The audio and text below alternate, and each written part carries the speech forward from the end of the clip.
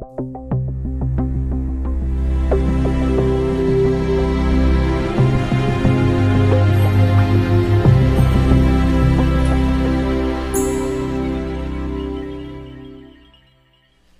bien, para mí es un privilegio poder seguir con la siguiente lección, es la lección 7 y hoy vamos a seguir a partir del capítulo 22 para llegar del libro de Génesis, para llegar luego en la siguiente lección hasta el final del libro de Génesis, con lo cual habremos cubierto este libro en 8 lecciones. Y bueno, todavía queda más por hacer y más por estudiar, porque quedan otros 4 libros en el Pentateuco que también vamos a mirar juntos.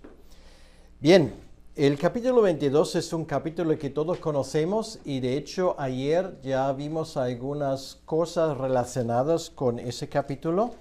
Como hoy, bueno, se dan cuenta, vamos a tener que meter muchos capítulos juntos.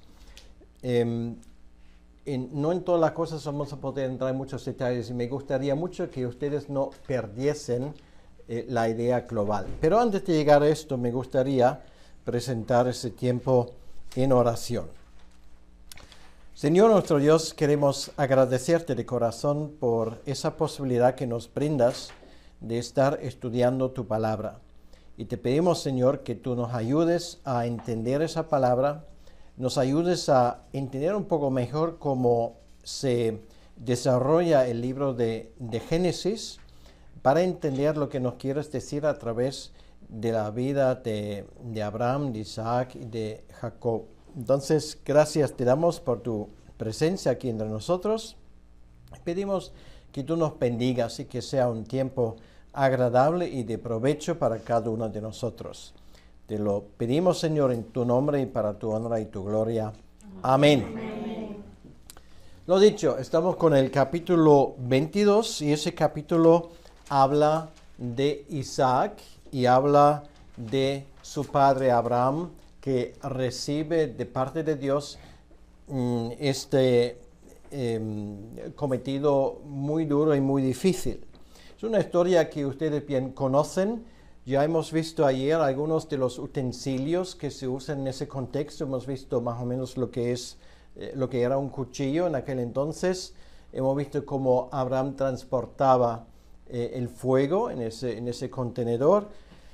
Y hemos visto también a qué lugar se dirigía, ¿vale? Esto fue una de las imágenes que ayer mostré y que además hasta el día de hoy sabemos dónde está la cúspide de este monte Moría que se menciona aquí. Bien, entonces no vamos a volver a entrar en lo mismo porque además pues el tiempo que tenemos a disposición está bien limitado. Entonces simplemente vamos a llegar directamente a ese punto donde Abraham e Isaac llegan a ese lugar. Se dice aquí que Abraham, versículo 4 del capítulo 22, que al tercer día alzó Abraham sus ojos y vio el lugar de lejos. Entonces nos damos cuenta también que si miramos el terreno, pues eso coincide efectivamente con lo que nos dice el texto, con la geografía. Es que aproximadamente se tarda 2 días en llegar en la zona y el tercer día ya se ve ese monte de lejos. Bueno, no es un monte como hemos visto extraordinario, o sea, no es como el Mount McKinley o algo por el estilo, sino es más bien una colina al norte de este pequeño asentamiento que en aquel entonces se llamaba Salem, que por cierto en el texto no se menciona, ¿vale? Ahora, una de las cosas que ya nos hemos dado cuenta, Abraham y Melquisedec se conocían, ¿vale? Por lo menos una vez la Biblia nos lo dice, pero ya también hemos visto por las rutas que Abraham tenía que tomar, podemos tomar por sentado de que en varias ocasiones ellos se encontraron, ¿ok? Entonces, una vez más, es impensable que Abraham viaje allí sin tener un encuentro con Melquisedec. De hecho, nos damos cuenta que los siervos se quedan atrás, mientras que luego los últimos pasos, pues Abraham sube allí con su hijo. El resto lo conocemos bien. Abraham edifica un altar y su hijo, bueno, muchas veces eso se representa a Isaac como un niño de tierna edad, ¿vale? Y la cosa pues parece aún más cruel. Bueno, la cosa es, y esto no quita fuerza a esto, que Isaac, con todo lo que podemos sacar de información cronológica, en aquel entonces ya tendría unos 20 años, o sea, no es un chiquillo, ¿vale? Lo cual quiere decir que, claro, un padre, si tiene un niño pequeño, podría hasta cierto punto forzar a un niño, digamos, ahí sobre ese altar, cosa que el texto no lo dice, pero claro, aquí estamos hablando de una persona que probablemente tenía más fuerza que Abraham, ¿vale? Era ya grande. Y la forma como eso se desarrolla es que él lo hace por propio consentimiento, o sea, quiere decir que él no ofrece resistencia, ¿vale? Es una de las cosas que frecuentemente se olvida a la hora de esa historia, porque todo se centra en Abraham y en el pequeño Isaac. Bueno, no era pequeño, y lo que aún más llama la atención, no resiste, ¿vale? Hace una serie de preguntas a su padre, por ejemplo, dice que, bueno, ¿y de dónde nos viene el animal? Bueno, ya en algún momento, como muy tarde, cuando es Abraham que dice a su hijo, bueno, tú te vas a poner en ese altar, que el hijo pues ya entiende lo que está pasando, ¿vale? Y sin embargo, no ofrece resistencia. Ahora, uno puede decir, pero es una historia que es tan difícil de imaginar, y bueno, no lo dudo. O sea, si estamos en el lugar de Abraham, yo no sé cómo esa historia hubiese salido, pero sabemos del Nuevo Testamento, o sea, si leemos esa lista de héroes y heroínas en el capítulo 11 de Hebreos, que lo que motivó a Abraham, porque claro, Abraham tenía que pensar, bueno, esto es mi único heredero, porque en ese momento el otro, Ismael, pues ya se fue, ¿vale? O sea, él podría, o sea, teóricamente, él llega a la conclusión y dice, bueno, ya me lo pierdo otra vez todo, ¿vale? O sea, Ismael ya se ha ido, o sea, todo esto ya no puedo contar con este. Y se mató a Isaac y se queda muerto, pues entonces empezamos de cero, ¿vale? Y un hombre que ya tiene sus años, o sea, si tenía 99 años, en ese momento tendría unos 120 años, ¿vale? Entonces, esto viene adicionalmente. Entonces, Hebreos nos explica una cosa que es muy interesante, que ¿qué es lo que le motiva a Abraham? Le motiva la fe en la resurrección, ¿vale? O sea, él no cabe duda que sí, que si Dios lo exige, pues yo voy a sacrificar a mi propio hijo, pero Dios lo va a resucitar, ¿vale? Esto es lo que le motivó. Entonces, bueno, obviamente creo que a esas alturas no digo nada nuevo cuando digo que lo que tenemos aquí es una escenificación de lo que iba a ocurrir 2000 años más tarde, en otro monte, pues línea recta tal vez menos de una milla, ¿vale? O sea, tal vez 3/4 de millas. O sea, desde el monte Moría, donde está el templo, estoy hablando del monte Calvario, ¿vale? Allí otro padre sacrifica a su hijo, pero a diferencia de esa historia, que sabemos que en el último momento aparece un ángel y dice, para Abraham, ya está bien. Pues cuando muere Jesucristo en la cruz, no viene voz del cielo para eso, no vienen ángeles para parar esto, sino Él muere. Entonces, nos damos cuenta, si decimos, bueno, ¿y qué es ese Dios que exige esto? Ojo, esto no llegó a su final. Pero es el mismo Dios que luego dio su único hijo y nadie lo paró, ¿vale? O sea, ese argumento se queda en nada, ¿vale? Dios lo exigió, pero no se lleva a cabo. Pero cuando Dios da su propio hijo, esto va hasta las últimas consecuencias. Entonces, bueno, esto es lo que nos enseña esa historia, y quiero mencionar simplemente el versículo 14 cuando dice, y llamó a Abraham el nombre de aquel lugar, Yahvé proveerá. Por tanto, se dice hoy, en el monte de Yahvé será previsto. Entonces, a raíz de esto, Dios le confirma a Abraham sus promesas. Dice versículo 15, llamó el ángel de Yahvé. ¿Y el ángel de Yahvé quién es? Jesús. Es Jesucristo preencarnado, ¿vale? Otra vez nos damos cuenta que, bueno, cuando digo Jesús, esto no es histórico, ¿vale? Porque recibe el nombre cuando encarna, pero el Hijo de Dios está presente en esa historia, ¿vale? O sea, lo que Él iba a vivir 2000 años más tarde, según nuestro calendario, Él está involucrado en todo esto. Dice, bueno, es muy interesante, llamó el ángel de Yahvé a Abraham por segunda vez desde el cielo y dijo, por mí mismo he jurado, dice Yahvé. Entonces se dan cuenta que se equipara eso del ángel de Yahvé o el ángel de Jehová con Dios, ¿vale? Aquí es uno de esos versículos, ¿vale? Antes es el ángel y ahora de repente es Dios. O sea, hay una clara equiparación. Lo cual, por cierto, es un interesante argumento si hablamos con un judío, ¿vale? Porque realmente no tiene explicación para eso, ¿no? Desde luego, ellos no creen que es una persona divina, pero sin embargo el texto lo dice. Entonces dice aquí, por cuando has hecho esto, no me ha rehusado tu hijo, tu único hijo. Ahora, escuchen estos versículos. ¿A qué les recuerda esto? Porque por cuando has hecho esto y no me has rehusado tu hijo, tu único hijo. Romanos 8, ¿vale? Romanos 8, que Dios no ha perdonado o no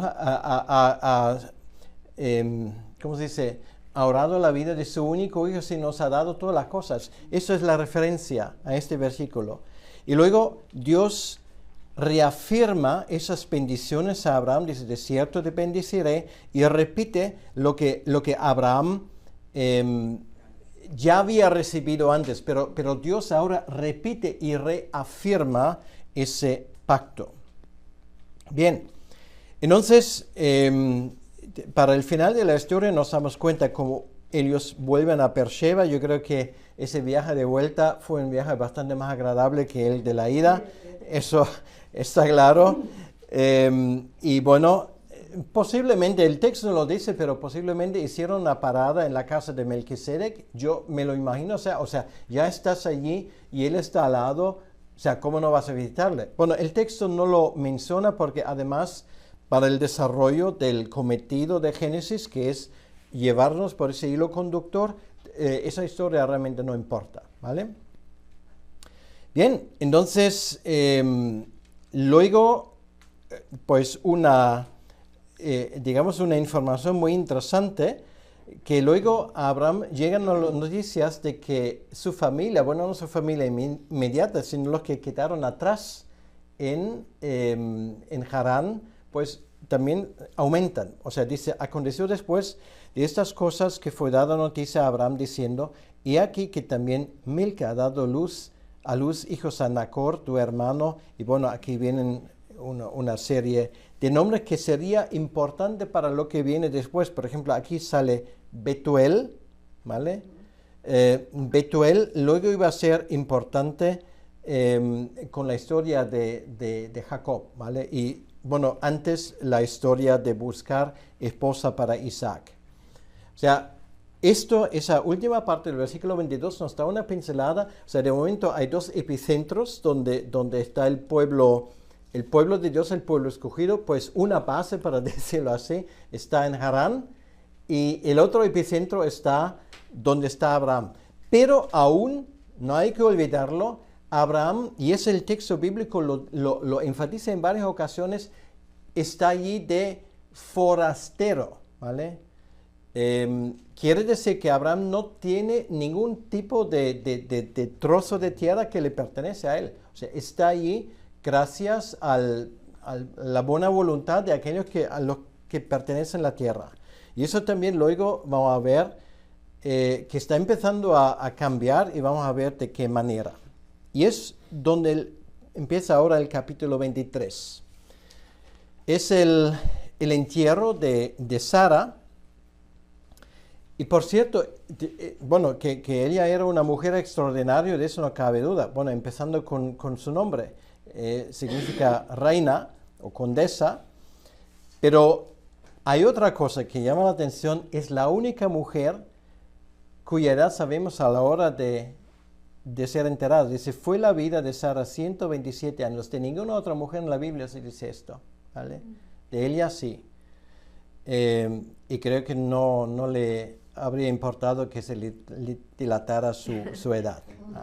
Entonces, dice, tanto fueron los años de Sara. Entonces, lo que se desarrolla ahora en el capítulo 23 son los preparativos para ese entierro. Y bueno, uno puede preguntarse, ¿y por qué se cuenta la muerte de Sara con esa edad? Porque la Biblia hace una excepción, hasta pone su edad. Bueno, hace esto porque eso nos permite darle fecha exacta a ese acontecimiento. ¿Y qué ocurre ahora? Lo que ocurre ahora, otra vez estamos en Medio Oriente, ocurre un trapicheo de estos de los cuales hablamos ayer, ¿vale? Ese haggling, el regatear. Abraham necesita un lugar donde puede enterrar su esposa. Bueno, allí no valía, digamos, un trozo de tierra, sino, digamos, la costumbre y sobre todo, digamos, una mujer de la categoría de Sara, porque no hay que olvidar que Abraham fue reconocido como, hoy diríamos, como un jeque, ¿vale? O sea, él era alguien en ese país, aunque no le pertenecía nada, pero los que estaban alrededor reconocieron que era un hombre con el cual había que contar, ¿vale? Tenía fuerza militar, tenía dinero, etcétera, etcétera. Entonces, lo que no tenía era un lugar que era suyo para enterrar a su esposa. Entonces, bueno, esa historia se desarrolla. Entonces, ¿qué ocurre? Abraham, pues, le dice a los hijos, o sea, a los getitas que están allí, pues, vendedme un terreno, ¿vale? Con una cueva, tenía que haber, pues, algo, se tenía que construir, pero ya un terreno considerable para enterrar allí mi esposa. Entonces, claro, la primera respuesta es, pero vamos a ver, somos amigos, o sea, ¿cómo vendértelo? Esto será un placer para nosotros regalártelo, ¿vale? Bueno, cuando escuchas esto, normalmente, o sea, si sospechas algo será porque es así, ¿vale? O sea, sí. Y efectivamente, porque normalmente cuando dices esto, bueno, en nuestra cultura aquí, bueno, será distinto. Pero en esa cultura no es distinto. O sea, yo te regalo algo, pero yo espero de ti un regalo que sea mayor que esto, ¿vale? Bien, pues Abraham, conociendo esto, no va por ese camino. Podría haberlo hecho, ¿vale? Y posiblemente le hubiese sido más barato, pero al final nos damos cuenta que él paga por ese terreno que no es un terreno exorbitante. Bueno, tal vez tiene el tamaño de un acre, más o menos. Versículo 16 dice, entonces Abraham se convino con Efrón, que el que le vende eso, y pesó Abraham a Efrón el dinero que dijo en presencia de los hijos de Het, 400 siclos de plata. Bueno, esto era un precio exorbitante, ¿vale? No hay que olvidar que Jeremías consigue un terreno años más tarde al sur de Jerusalén, creo que paga 20 o 30 siglos, o sea, bastante menos, ¿vale? O sea, esto es un precio, dice, bueno, esto es un robo, ¿vale? Pues Abraham no entra ahí ¿por qué no lo hace? No lo quiere regalado y no regatea el precio. Lo que él quiere es que esto se haga, como se suele decir, con luz y taquígrafos, ¿vale? O sea, que esa venta sea absolutamente limpia. ¿Por qué? Porque esto sería el primer trozo de este nuevo país que efectivamente pertenecía a la línea de la bendición, ¿vale? Por eso es tan importante ese capítulo 23.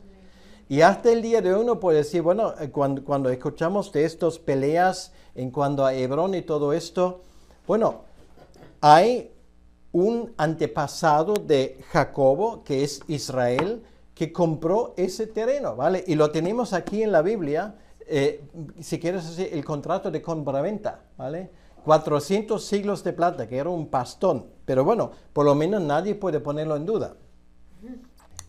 salvo los musulmanes que lo hacen. Entonces, y termina el capítulo: y quedó la heredad y la cueva que en ella había de Abraham como una posesión para sepultura recibida de los hijos de Het. Si llegas a Hebrón, si lo consigues, cosa que ya dije ayer que no es tan fácil, esa cueva está allí, o sea, está debajo de esa mezquita donde también hay una sinagoga, y se sabe exactamente el lugar, ¿vale? Entonces más o menos también tenemos una impresión, lo vimos ayer, cómo hay que imaginarse ese terreno. Bien, ahora el siguiente capítulo, y otra vez aquí no estamos hablando de una biografía de Abraham. La Biblia no es un libro biográfico, ¿vale? O sea, la Biblia en ningún momento pretende dar una biografía completa a ninguno, ¿vale? Solo escoge las partes que son importantes para su cometido. Esto es la llegada del Mesías, ¿vale? O sea, todo depende de eso. Porque claro, ya lo he dicho muchas veces, hay gente que dice, bueno, ¿y por qué no nos cuenta de los chinos? ¿Por qué no nos cuenta, digamos, más historias, lo que pasó luego, después de la muerte? Realmente nos damos cuenta de Abraham apenas ya no se va a hablar mucho, ¿vale? ¿Y por qué no? Bueno, porque Abraham ya ha servido, ¿vale? Y da igual, o sea, bueno, no es que a Dios le dé igual, pero para nosotros lo que necesitamos saber es irrelevante realmente, ¿vale? Y por eso de los últimos 40 años de la vida de Abraham prácticamente no sabemos nada. Bueno, ahora lo que sí sabemos es lo que sigue a continuación, ese viaje a Damasco. Y de nuevo, bueno, ya hemos visto en el capítulo 23 el tema de que hay la primera posesión, ¿vale? Para, si quieres así, el pueblo de Dios, el pueblo escogido, el pueblo de la promesa. Y ahora, bueno, ya es cuestión de encontrar una manera de que esa línea de la bendición siga intacta. Ahora, lo más lógico hubiese sido, y a los geteos les hubiese encantado, si Abraham hace lo que dicen o hacen los reyes en la Edad Media, y bueno, en ciertos casos hasta el día de hoy, ellos todos se casaron entre sí, ¿vale? Pero la cuestión no era amor o que la chica era guapa o el príncipe era un príncipe azul. Esto era irrelevante, ¿vale? El tema era procrear y eran alianzas estratégicas y políticas, ¿vale? Ahora, obviamente si Abraham dice, vale, pues mira, voy a casar a Isaac con una de vuestras princesas, bueno, ellos encantadísimos, ¿vale? Hubiese podido escoger sin problemas y posiblemente hasta le hubiesen rebajado el precio, pero no. O sea, lo que vemos en el capítulo 24 es un capítulo larguísimo donde, como vimos ayer, Abraham toma juramento a su siervo. Bueno, aquí su nombre no sale, pero es de cajón que es Eliezer, ¿vale? En ese capítulo no se menciona su nombre, pero es su criado, o sea, su mayordomo, y le hace esto, y es tan importante que hace el tipo de juramento que ayer expliqué, porque aquí no puede fallar nada, ¿vale? O sea, lo más importante sobre la faz de la tierra ahora es que esa línea de la promesa siga intacta y que se encuentre una mujer en condiciones que creen el mismo Dios, ¿vale? Esto es el tema. Y eso es lo que tenemos en el capítulo 24. Y bueno, ojalá pudiésemos profundizar estos versículos. Es una historia bellísima. Bueno, luego como llegan allí, luego que le invitan que se quede. Bueno, eso es típicamente esa cortesía y digamos, la hospitalidad oriental que se ve aquí. Bueno, la cantidad de oro, la cantidad de todo tipo de ornamentos que él dejó, pues ayer lo vimos un poco. Bueno, esto era mucho dinero, ¿vale? La idea que hay detrás de esto, que en un principio, cuando se casan, y esto solamente fue la primera paga, ¿vale? Para decirlo así, normalmente esa riqueza es para la mujer, ¿vale? Porque si le pasa algo a su esposo, claro, en aquel entonces no había seguro, ni seguridad social, ni nada por el estilo. O sea, si le pasa algo al esposo, él ya puede tirar digamos, de ese oro, de esa plata para poder seguir viviendo en condiciones. Esto era la idea que hay detrás. Entonces, una parte del precio de la novia que había que pagar, ¿vale? Bueno, dice, bueno, te compro una novia, qué cosa más rara. Bueno, hay que ser realista y decir, bueno, no es una esclava, o sea, no es que se compre la novia, pero es la forma de asegurar la continuidad en condiciones de esa chica para que eso también luego forma parte del patrimonio, y si le pasa algo a su esposo, pues ella puede seguir adelante, ¿vale? Y no depende de nadie. En ese sentido, realmente, si lo piensas fríamente, pues la idea no es tan mala, ¿vale? Como la idea no es tan mala que se escoge una novia en condiciones, porque claro, bueno, no quiero entrar en eso, pero si ves a veces como nuestros hijos escogen sus novias, a veces te echas a temblar. Pero bueno, esto no voy a entrar en ese tema. Pues a veces convendría más que los padres llegasen a un acuerdo, pero bueno, no voy dando ideas, ¿vale? Entonces, bien, pues vamos a seguir con el capítulo 25 y ya nos damos cuenta que después de esto, ¿vale? Prácticamente el centro de atención pasa de Abraham a Isaac. ¿Okay? Entonces, bueno, eso termina con el versículo 67, capítulo 24, dice, y la trajo Isaac a la tienda de su madre Sara, y tomó a Rebeca por mujer y la amó. O sea, esto es algo muy bonito, ¿vale? No se lee muchas veces porque, bueno, ese casamiento arreglado, dices, bueno, vete tú a saber cómo eso funciona, pero obviamente nos damos cuenta al final de la historia cuando Isaac ve a la chica, bueno, queda encantado, ¿vale? O sea, todo ese viaje ha sido un éxito rotundo.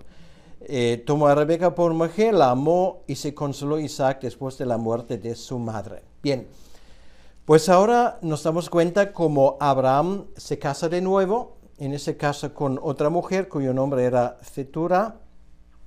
Los que salen de allí, bueno, nos damos cuenta, algunos nombres son curiosos, por ejemplo, Madián, ¿vale? Ese Madián, que era uno de los hijos que sale de ese matrimonio, luego da nombre a una región que es Madián, ¿vale? Precisamente. Bueno, aquí se lo ponen, bueno, esto forma parte de esa promesa de Dios que la descendencia de Abraham pues será grande. Bueno, en el sentido biológico, y esto es la menor parte, ¿vale? Pero también él es padre de muchos hijos y reyes, pero luego también, obviamente, eso ya lo he explicado en el sentido metafórico, o sea, quiere decir que todos somos hijos de Abraham por la fe, dice Gálatas 3:29. Y todo esto se especifica aquí en el capítulo 25, y luego estoy siguiendo las grandes líneas. Nos damos cuenta de una cosa que, bueno, de ese matrimonio también, bueno, salen hijos y son gemelos. Bueno, voy a leer solamente ese pasaje, que es el versículo 24 del capítulo 25. Dice, cuando se cumplieron sus días para dar a luz, y aquí había gemelos en su vientre, y salió el primero rubio, y era todo velludo, con una pelliza, y llamaron su nombre Esaú. Bueno, Esaú, es curioso, hay una palabra sear en hebreo, Esaú, significa eso, peludo, ¿vale? Por un lado, y luego tiene otro nombre, es Edom. Edom en hebreo significa rojizo, ¿vale? Entonces, por ejemplo, la Cruz Roja en Israel se llama Maguen Adon, que es la estrella de David, y es roja, ¿vale? Porque ellos no aceptan la cruz, lógicamente. Pues ambas cosas se reflejan en ese nombre de este chico. Y luego dice, después salió su hermano, trabado su mano al calcañar de Esaú, y fue llamado su nombre Jacob. Y era Isaac de edad de 60 años cuando ella los dio a luz. Y crecieron los niños, y Esaú fue diestro en la casa, hombre de campo, pero Jacob era varón quieto que habitaba en tiendas. O sea, son muy distintas. Y ahora, de nuevo, pues voy a hacer una larga historia, voy a abreviarla un poco simplemente para que veamos. De nuevo, el sentido principal de esto es cómo sigue la línea de la bendición, ¿vale? O sea, todas las historias que ahora ocurren, también esas historias que a veces nos cuestan un poco entenderlas, hay que verlo bajo esta luz, ¿vale? La línea de la bendición. ¿Qué ocurre ahora? Nos damos cuenta en esa historia y también si lo contrastamos con la información que nos llega del Nuevo Testamento, por ejemplo, Esaú, ¿qué tipo de personaje era? ¿Vale? Si haces un retrarrobo de Esaú, bueno, tenemos bastante información, lo exterior, un hombre viudo, pues rojizo. Bueno, en cuanto a su carácter, era de esos que o sea, podríamos decir que no tiene antena para cosas espirituales, ¿vale? Y esto realmente era el problema.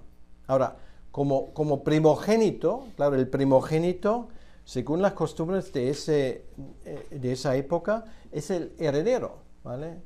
El segundo no tiene derecho a nada, pero normalmente tiene que salir de la casa, pero el primogénito, se queda con todo, pero se queda, y esto tenemos que entenderlo, no solamente es el oro y la plata y todo, sino aquí estamos hablando de una promesa mesiánica, ¿vale? Por eso el tema de la bendición es tan importante, porque esa bendición, hoy dice, bueno, una bendición son palabras realmente, y ¿por qué hacen tanto revuelo sobre ese tema? ¿Vale? Porque las palabras son hechos en ese caso, ¿vale? Entonces, eso va por dos etapas. La primera etapa es que, bueno, obviamente a ese chico le gustaba la cocina, y el otro pues le gustaba traer para la cocina. Entonces, claro, llega a casa, pues eso luego, bueno, ya se lo pueden imaginar. Y la forma como luego Esaú habla, eso te demuestra que era, no sé cómo se llama esto, o sea, si tú ves esos hombres que parecen medio monos, medio hombres, o sea, él llega allí y el hebreo que se traduce, pone en inglés, tal vez sería, what's that red stuff, you know, or give me from the red stuff, es que ni siquiera sabe el nombre, ¿vale? O sea, es solamente, eso es bueno o lo que sea, pues yo lo quiero. Y Jacob dice, pues vale, encantado, pero eso tiene un pequeño precio, ¿vale? O sea, véndeme tu primogenitura. Oh my God. Y él dice, primogenitura, a mí qué me importa la primogenitura, tengo hambre, ¿vale? Oh. O sea, ya nos damos cuenta qué tipo de persona era ese hombre. Ahora, ¿por qué es esto importante? Porque ese hombre teóricamente era el heredero de las promesas, ¿vale? Y ahora también entendemos, porque Rebeca, o sea, nos damos cuenta de una cosa, que Isaac con los años se va apagando, ¿vale? O sea, obviamente pierde un poco el control, aparte de pierde la capacidad de ver, pero esto casi, bueno, no es metafórico, es real, pero también simboliza lo espiritual. O sea, parece que él va perdiendo el control, o sea, no entiende muy bien lo que está pasando. Entonces, claro, el problema está ahí. Si Esaú encima de ser primogénito, luego recibe la bendición paternal, lo cual quiere decir que sigue la línea a través de él, vamos a tener un problema, ¿vale? Entonces, normalmente dicen, no, pero Raquel es una siempre digo a Raquel, Rebeca, bueno, es una mujer mala, o sea, hace esto porque es su hijo favorito y tal igual. Ojo, yo quiero romper una lanza en su favor. Es una mujer que entiende lo que está pasando, ¿vale? Y se da cuenta que a través de ese chico no va a salir nada bueno. Claro, es su madre y le ama, todo lo que tú quieras, pero aparte de eso se da cuenta de que este hombre no tiene futuro, ¿vale? Y luego viene la segunda cosa. Bueno, conocemos la historia, lo de la casa, etcétera, etcétera. Como con la ayuda de la madre engañan a Isaac, ¿vale? Que ya está ciego y no capta bien las cosas. Y ahora encima recibe la bendición paternal, ¿vale? Que, claro, puede decir, bueno, podría haberlo retirado y dicho otra vez. No, esto no se podía. O sea, son las reglas. Eso lo pronuncias una vez y es como si tienes una pistola con una bala, si lo tira, pues ya está. No hay una segunda. Entonces, ocurre lo mismo aquí. Con la ayuda de su madre, recibe no solamente la primogenitura, sino también recibe la bendición paternal. Con lo cual, obviamente, se monta una en casa, ¿vale? Porque ya en un momento determinado, hasta el más bruto, pues entiende lo que se cuece ahí, nunca mejor dicho. Entonces, claro, le quiere matar, ¿vale? Entonces, otra vez, que vemos ahí detrás, los intentos de Satanás de cortar esa línea. El hecho es que la historia sigue a través de Jacobo. Jacobo tiene que salir porque si se queda ahí en casa, pues su hermano es capaz de matarle, como ya ocurrió hace tiempo en la historia de Abel y de Caín. La misma historia, o sea, tiene uno que es bruto, que solamente piensa en sí, que no tiene antena para cosas espirituales, y el otro que de verdad está bajo la benevolencia de Dios. Bueno, luego Jacobo tiene que salir y va al norte, ¿vale? Es el único lugar a donde iba a ir, porque allí está, ¿se acuerdan? La otra pata de esa familia. Se va para allá, al norte, Harán, es donde están sus familiares. Bueno, está bien recibido ahí en la casa y obviamente, bueno, es un chico que tiene edad para casarse y entonces la cuestión es que, bueno, ya que está aquí, pues aquí hay dos chicas que tienen esa edad. Bueno, todos conocen la historia, ¿vale? Una parece que cuando Dios repartió la belleza se olvidó decir estoy aquí. Entonces, pues un poco, bueno, en fin. Pues seguramente era una chica muy buena, pero no la más guapa. Pero claro, es que Jacobo quería la otra. Y bueno, ya sabemos cómo sale la historia. O sea, él que ha engañado, pues también le ha engañado como un chino, se dice en España. O sea, obviamente no recibe la chica que quiere, pues recibe la otra. Y no voy a entrar en todos esos detalles, pero al final, bueno, luego consigue también la otra.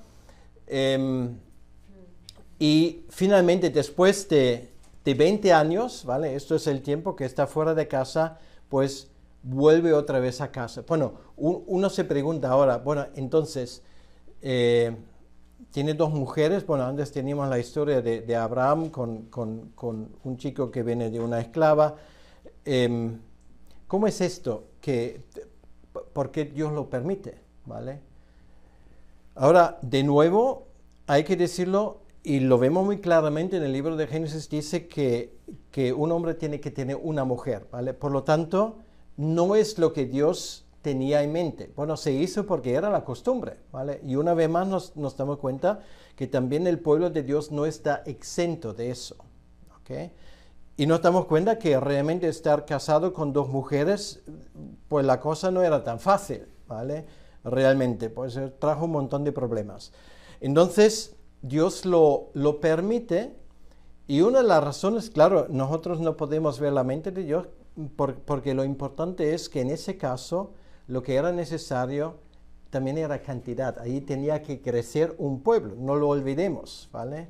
Ahora, esto no excusa que Dios nunca había previsto el matrimonio de esa manera, pero bueno, lo tolera cara a esto, ¿vale? Entonces, finalmente, Jacobo vuelve. Bueno, no he hablado de la historia en el camino allá, pues tiene esa visión de los ángeles. Bueno, hay muchas cosas que ocurren, pero bueno, lo mismo digo de nuevo, vamos a seguir las grandes líneas maestras. Y en la vuelta, finalmente, en la medida que él se acerca, tiene ese encuentro realmente memorable, donde se encuentra con el mismo Dios. Bueno, vamos a mirar esa historia, por lo menos una parte. Estamos en el capítulo 32. Dice: Jacob siguió su camino y le salieron al encuentro ángeles de Dios. Hubiese sido muy interesante saberlo. O sea, el tema es: Jacobo no puede saber cómo Esaú le va a recibir, ¿vale? Han pasado 20 años, entonces él no sabe si la ira de su hijo, de su hermano, se había aplacado o no. Entonces él tiene que contar con el hecho de que su hermano aún le guarda rencor. Entonces lo primero que vemos aquí, tiene compañía, ¿vale? Están los agentes secretos de Dios, los ángeles cuidándole, y luego él envía mensajeros por delante, ¿vale? O sea, claro, él no podía mandarle un mensaje de SMS o de WhatsApp. Manda mensajeros, versículo 3, delante de Esaú, su hermano, a la tierra de Seir, campo de Edom. O sea, ¿se acuerdan de esa montaña que vimos el otro día? Pues es la zona, ¿vale? Que hoy está en Jordania, donde estaba Esaú. O sea, Esaú se había apartado del lugar donde había estado Abraham, ¿vale? No está allí, está en algún lugar en el desierto. O sea, quiere decir que en ese momento la tumba de Sara está sin atender, ¿vale? Por lo menos no tenemos constancia. Él no está en ese sitio, ¿vale? Y Jacobo está en otro sitio. Entonces, versículo 4, y les mandó diciendo, así diréis a mi señor Esaú. Es curioso, dice mi señor, ¿vale? Dice, o sea, obviamente la forma como se expresa es una forma de respeto. Él no dice, bueno, a este granuja ciego que no se entera de nada. Dice, mi señor. Bueno, eso ya suena de otra manera. Así dice tu siervo Jacob, con Labán he morado y me he detenido hasta ahora. Tengo vacas, asnos, ovejas y siervos y siervas. Y envió a decirlo a mi señor para hallar gracia en tus ojos. Bueno, luego la historia se desarrolla de tal manera que la respuesta que él recibe de parte de su hermano es una respuesta positiva, ¿vale? Incluso él le invita, mira, podemos vivir juntos, ¿vale? ¿Qué te parece? Que, bueno, pelillos a la mar, pues empezamos de cero y vamos a estar juntos. En mi casa es tu casa y todo lo que tú quieras. Y Jacobo dice no, ¿vale? Yo voy para otro sitio. De hecho, él va al sitio donde estaba Isaac, donde estaba Abraham, ¿vale? O sea, él ahora asume que esto es la zona donde Dios quiere que él esté. Y él deja allí a Esaú en el desierto. Es curioso que luego no se tienen noticias que los dos se vuelven a encontrar, ¿vale? O sea, no hay guerra, pero obviamente no hay una amistad o una cosa que salen todos los fines de semana a hacer un picnic juntos o algo por el estilo. No, o sea, ponen tierra por en medio y ya nos damos cuenta que obviamente en ese sentido Jacobo es sabio en lo que hace, ¿vale? Entonces aquí hay un encuentro ahora que es muy interesante que tiene Jacobo. Bueno, voy directamente, sí, voy hacia el final del capítulo.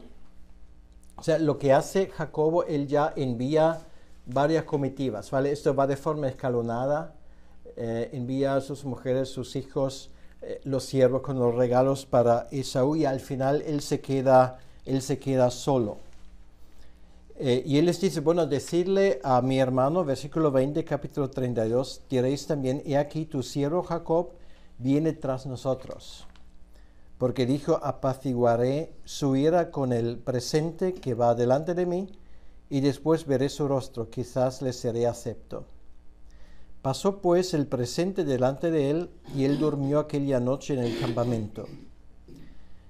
Y se levantó aquella noche, y tomó sus 2 mujeres, sus 2 siervas y sus 11 hijos, y pasó el vado de Jaboc. El Jaboc es un río, bueno, más bien un riachuelo afluente al río de Jordán, que seguramente en aquel entonces tenía más agua que lo tiene hoy.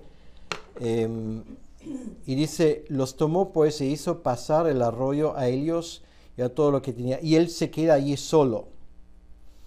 Y ahora tiene un encuentro realmente muy misterioso, dice versículo 24, así se quedó Jacob solo y luchó con él un varón hasta que rayaba el alba.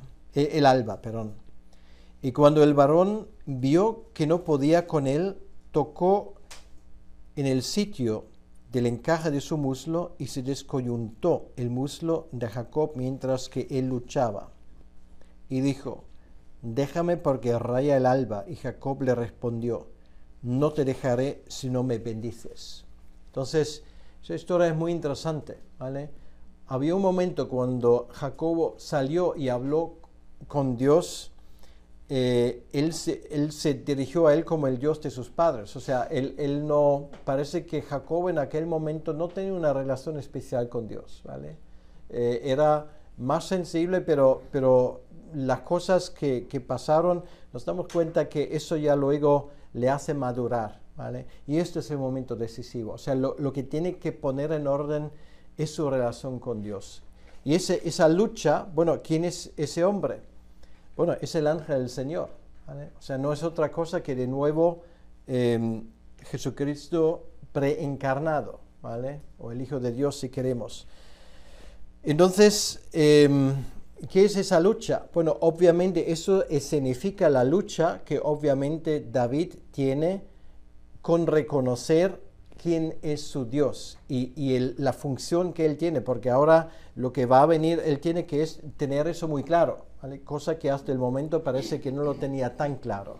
Sabía que tiene que reconciliarse con su hermano, pero la historia cómo iba a seguir. Y Jacob ahora, en ese momento de soledad, se da cuenta, ok, mi relación con Dios ahora tiene que ponerse en una nueva dimensión, ¿vale? No puedo seguir así. Y eso es lo que esa lucha demuestra. Y la palabra que es más importante, o sea, obviamente, claro, puede ser, bueno, Dios le puede fulminar cuando quiera, ¿vale? Obviamente, es una de las cosas muy interesantes que Dios deja que nosotros a veces luchemos con Él, ¿vale? En oración, bueno, no de una forma literal, aquí era de una forma literal, pero que pone eso de manifiesto, ¿vale? ¿Quién no se acuerda de esa oración muy famoso de John Knox, Señor, dame Escocia o me muero, ¿vale? Es que a veces hay esos momentos donde realmente quieres agarrar a Dios para decir, bueno, Señor, dame lo que te pido porque eso es lo que tiene que ser. Y al Señor le gustan ese tipo de oraciones, ¿vale? Si Él te pone esto en el corazón, como en el caso de John Knox, o como en este caso, Señor, no te apartes antes de haberme bendecido, yo no quiero seguir ni un paso sin tu bendición. Eso demuestra que algo ha pasado, ¿vale? Entonces aquí nos damos cuenta que obviamente la cosa ya es distinta. Y ese varón le dice, bueno, por cierto, sabemos que es un ángel, que es el ángel del Señor, por una creo que es un pasaje en el libro de Miqueas, ahora no estoy muy seguro dónde, pero ahí dice explícitamente que era un ángel que luchó con él, ¿vale? Entonces el varón le dijo, ¿cuál es tu nombre? Y respondió Jacob. Y el varón le dijo, no se dirá más tu nombre Jacob, sino Israel, ¿vale? Es el momento cuando él recibe ese nombre que luego va a dar nombre a todo un pueblo, ¿vale? Allí se menciona por primera vez Israel, porque has luchado con Dios. O sea, esto es lo que es la raíz en hebreo de ese nombre. Luchador de Dios o el que ha luchado con Dios. Y luego dice, porque has luchado con Dios y con los hombres y has vencido. Bueno, con los hombres ha luchado bastante, ¿vale? Ahora ha luchado con Dios, pero no por razones egoístas, sino para recibir su bendición. Entonces, esto es la cosa decisiva. Entonces Jacob le preguntó y dijo, declárame ahora tu nombre. Y el varón respondió, porque me preguntas por mi nombre. Y lo bendijo allí. Entonces llamó Jacob el nombre de aquel lugar Peniel, porque dijo, vi a Dios cara a cara y fue librada mi alma. O sea, él se da cuenta que esto no era un cualquiera, esto era Dios. Bueno, el Hijo de Dios, pero esto Jacob aún no podía entender. Bueno, luego la historia como se encuentra con su hermano. Y ahora, antes de de entrar en el último tramo, que será la historia de José, que vamos a dejarlo para la próxima lección, nos sale este capítulo 34. Y el capítulo 34, de nuevo, nos damos cuenta que el ambiente no está bien, ¿vale? Quiere decir, ahí está, bueno, los hijos de Jacob crecen, bueno, cada uno se dedica a sus cosas, eso es un clan muy unido en ese sentido, nos damos cuenta de ello. Y en un momento nos damos cuenta de que además de 12 hijos, pues tiene una hija, ¿vale? Que también se menciona que es Dina, y solamente voy a leer los primeros versículos. Dice: salió Dina, la hija de Lea, la cual ésta había dado a luz a Jacob, a ver a las hijas del país. O sea, bueno, tenía amigas ahí. Y la vio Siquem, hijo de Hamor. Por cierto, Hamor significa en hebreo asno. O sea, yo no sé quién pone un nombre así a su hijo, pero bueno. Vio Siquem, hijo de Hamor, Ebeo, príncipe de aquella tierra, y la tomó y se acostó con ella y la deshonró. O sea, estamos hablando de una violación, obviamente. O sea, no tenemos ahí los detalles de cómo llegó a hacer esto, pero obviamente nos damos cuenta de una cosa. Estamos otra vez a punto de ver que ese clan, ¿vale?, que es el portador de la promesa, está a punto. Bueno, aquí vemos un acontecimiento donde corren peligro otra vez de perder su identidad, ¿vale? Porque no hay que olvidar, están ahí ahora, no es uno, no son dos, sino ahora son 12, ¿vale? Más una hija. Entonces, ¿con quién se van a casar? ¿Vale? O sea, luego vas a mandarlos todos al norte o vas a dejar que pasa esto, lo que pasa aquí, en ese caso con la chica, o que los chicos luego se casan con una princesa cananita. Entonces, claro, ¿qué pasaría? Entonces, ¿vale? Esto es ahora, la familia crece y, bueno, ya basta si tienes un hijo que tiene problemas innumerables, ahora imagina con 12, ¿vale? A ver si se encuentra una esposa idónea. Y la cosa realmente nos damos cuenta que no va bien. Entonces, primeramente, bueno, parece que llegan a un acuerdo, que ellos sí se ponen, pero bueno, luego entran a saco, matan a mucha gente, y todo esto ya es la primera confrontación bélica, ¿vale?, del pueblo de la promesa con los lugareños, ¿vale? Entonces ya te puedes imaginar que esto puede traer bastante problema, porque Jacobo al final, cuando él se da cuenta de lo que han hecho sus hijos, dice el versículo 30 del capítulo 34, entonces dijo Jacob a Simeón y a Leví: me habéis turbado con hacerme abominable a los moradores de esta tierra, ¿vale? El cananeo y el fereceo, y teniendo yo pocos hombres, se juntarán contra mí y me atacarán, y seré destruido yo en mi casa. O sea, esa acción no bien pensada de los hijos, de 2 de sus hijos, surge la cuestión, entonces, ¿cuál será nuestro futuro en esta tierra? ¿Vale? Porque una vez ahí tenemos toda una ciudad aniquilada, ¿vale? Entonces, claro, los cananitas, ¿qué van a hacer? Bueno, ya puedes imaginarte, van a esperar su momento y vengarse, es lógico, ¿vale? Entonces, esto ya de entrada es lo que está pasando.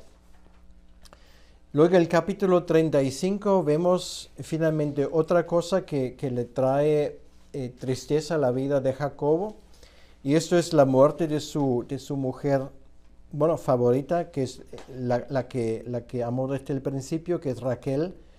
Y dice, versículo 19, así murió Raquel y fue sepultada en el camino de Efrata. ¿Se acuerdan de Efrata? Tú, Belén, Efrata, Miqueas 5:2. Efrata es Belén, aquí lo dice, ¿vale? Beit-Lehem, la casa de pan. Entonces, la tumba de Raquel está ahí hasta el día de hoy. O sea, si tú sales de Jerusalén, te diriges hacia Belén, antes de entrar en la ciudad de Belén, pues de la carretera principal, a pocos pasos, está la tumba, ¿vale? La puedes ver hasta el día de hoy. Y luego termina el capítulo: aconteció que cuando moraba Israel en aquella tierra, fue Rubén y durmió con Bilha, la concubina de su padre. Bueno, luego te das cuenta que en el capítulo 38, Judá, bueno, busca una prostituta que de por sí ya es grave, pero luego resulta que es su nuera, ¿vale? Y cosas, o sea, ya te das cuenta que esto es lo que está pasando aquí. Bueno, parece una telenovela vamos, de lo más desagradables. Entonces, allí queda el problema. O sea, estamos viendo de nuevo el pueblo de Dios está amenazado por el mestizaje, o sea, por perder su identidad, ¿vale? Esos hijos con quienes se van a casar, o sea, se va a mantener, digamos, esa línea, digamos, de las promesas de Dios, o con Abraham, digamos, va a morir, perdón, con Jacobo va a morir ya digamos, pues el último que ha creído en las promesas de Dios. O sea, realmente cuando entramos en el capítulo 37, bueno, en el capítulo 36, lo voy a mencionar solamente muy brevemente, es todo un capítulo lleno de nombres de nuevo, son los Toledó de Edom, y nos damos cuenta de una cosa más, ¿vale? Otra vez, Edom, bueno, es descendiente últimamente de Abraham, y otra vez se cumple esto, ¿vale? O sea, Dios además le ha dado a Edom ciertas promesas, fue engañado, y casi podemos decir, bueno, es casi como una forma de recuperar también algo de lo perdido. O sea, vemos ahí la gracia de Dios, y es un gran pueblo, o sea, son grandes pueblos que, por cierto, eso es lo más interesante, muchos de ellos, bueno, algunos son difíciles de identificar, pero tanto de los hijos de Esaú como los hijos de Ismael son trazables hasta el día de hoy, son tribus de beduinos que tienes en la península arábica, ¿vale? Ellos mismos van a ser conscientes de que remontan a estos dos personajes, ¿vale? O sea, lo que tienes aquí es una forma como Dios ha demostrado que Él cumple lo que había prometido a Abraham. Y es la razón, simplemente lo digo así, porque en el mundo árabe hay un nombre para Abraham, él es llamado el Jalil, y eso significa el amigo, ¿vale? O sea, le tienen una gran estima hasta el día de hoy. Y es muy interesante porque es una forma también, lo digo de paso, de llegar con el Evangelio a los musulmanes, ¿vale? Ahí en la puerta abierta de ese hombre que ellos lo llaman Ibrahim, que la Biblia dice mucho de ello. Pero bueno, no es el tema. Iba a decir que cuando llegamos al capítulo 37, y esto lo vamos a hacer en la siguiente lección, nos damos cuenta que realmente la situación, humanamente hablando, del pueblo de Dios es desesperado. Y si esto nos parece serio, las cosas iban a empeorarse aún. Bien, bueno, vamos a dejarlo aquí. De momento.